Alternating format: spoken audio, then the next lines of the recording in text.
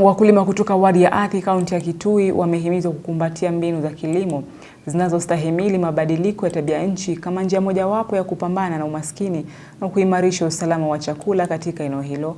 Akizungumza katika wadi ya Ikudha, afisa wa kilimo kutoka shirika la NCCK Monica Mutua amewasisitizia wakulima kufuata kwa dhati maelekezo ya kitaalam kutoka kwa wakufunzi ili kuhakikisha wanapata mavuno bora licha ya changamoto za mvua. Wakulima walionufaika na mafunzo hayo wameelezea kuridhishwa kwao na ujuzi walioupokea.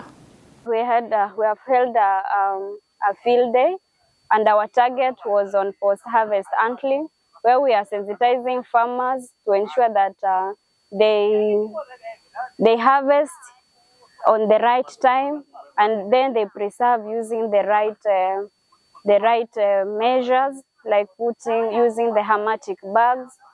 And we have seen that for the conservation agriculture, it is really working.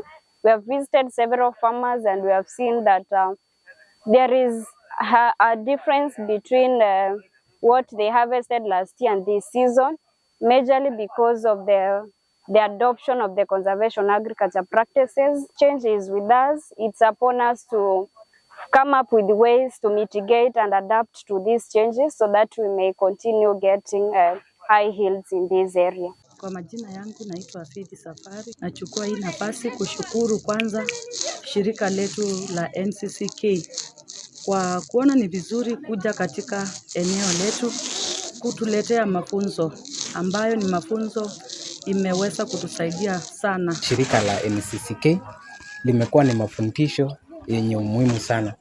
Kutokana na hayo mafunzo, tumebadilishwa akili na nia zetu kwa njia tulizopewa za kulima.